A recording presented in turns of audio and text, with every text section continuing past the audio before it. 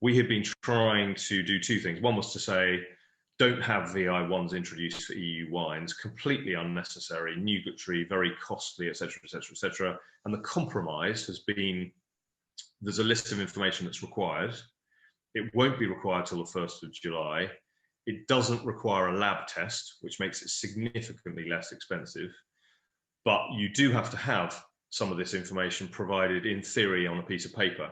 Now, the wording implies that that piece of paper might not be a piece of paper. It might simply be something electronic, in which case it could be added to an EAD or something of that nature, which would be even less costly and still a bit of a pain, but a hell of a lot better than a full VI1.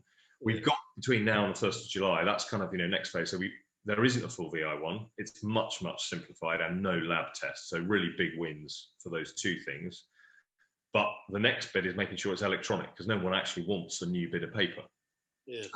We can't, I don't think, get rid of it completely, but we're certainly going to be pushing for that over time, if not immediately, because some of this information is probably not really necessary.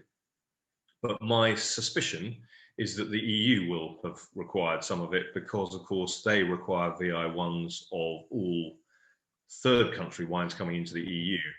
And it's always been, slightly protectionist as a sort of a non-tariff barrier. So it's got nothing to do normally with free trade deals, because it's not about tariffs, but they've kept something there.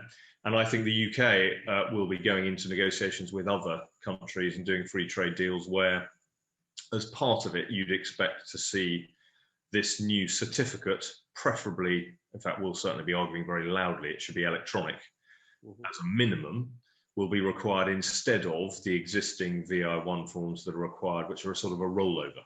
Yeah. So sorry, that's a rather long-winded way of saying we've got much better than we expected on VI1s much sooner, but it's not over yet, because we've got to make sure it's electronic, and eventually a new baseline is required across all trading, no matter where in the world.